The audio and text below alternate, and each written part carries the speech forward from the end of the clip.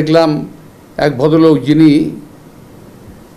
আমি নাম নিচ্ছি না, তবে আপনি বুঝে নিন, যিনি দরবেশের সালমান রহমানের টাকা খেয়ে মোটা হয়েছেন, স্বাস্থ্য ভালো করেছেন, চেহারা সুন্দর করেছেন, লম্বা লম্বা কথা বলেন বাইরে থেকে।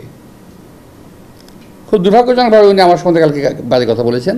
তো বলতে থাকুক, আমি বলেছি না, কচু খেতে শুকর পড়েছে, আমি শুকরের পর্যায়ে ধরি ওনাদেরকে।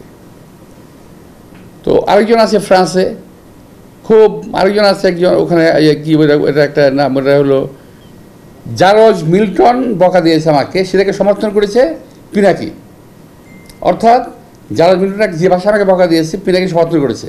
আমি বলতে চাই যে ওরা সবাই একই বংশের, একই গোত্রের সন্তান। কোনো ভদ্রলোককে এভাবে গালি দিতে পারে না। বিদেশে থেকে এই দেশের রাজনীতিবিদদের সম্বন্ধে কুচ্ছারণা করে, গালিগালাজ করে, এবং আমি আশ্চর্য হয়ে গেলাম। প্রথম গালিগালাজ শুরু করলো তারা আমাকে, তারপরে তারা শুরু করলো আমাদের সেক্রেটারি জেনারেল মির্জা ফখরুল সাহেবকে। ওরা ভালোবাসে ভারতকে, ওরা এই দেশে যাতে ভারতের আধিপত্য বিস্তার হয় এবং ভারত যাতে এই দেশে কায়েমি স্বার্থবাদী গোষ্ঠীকে বসাতে পারে, ওই সমস্ত লোকদের জন্য এরা কাজ করতেছে। এই গ্রুপটা এবং এই শুকুরের গোষ্ঠী কখনো বাংলাদেশের কোনো সরকারকে স্থিতিশীল থাকতে দেবে না। ফাঁক দিয়ে কী হবে জানেন? ওরা ওই যে ইউটিউবের মধ্যে কি যে পয়সা কামানোর একটা রাস্তা আছে ওদের, সে পয়সা কামাইতেছে। আরে ভাই, পয়সা যদি লাগে আমাদেরকে বল, আমরা চাঁদা দিলে দেবো না, অসুবিধা নাই তো।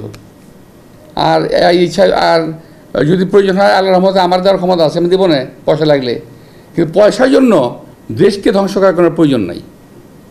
এরা যা করতেছে, আজকে আমি খুব দুঃখের সঙ্গে কথাগুলো বললাম, এই ধরনের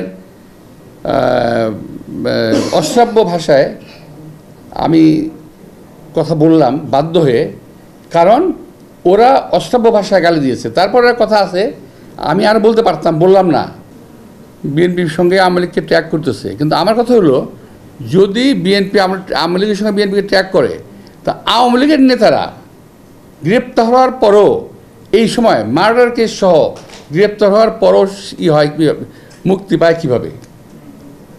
তারা কীভাবে মুক্তি পেল? এবং তারা সাজা খাটা এই অবস্থায়, মানে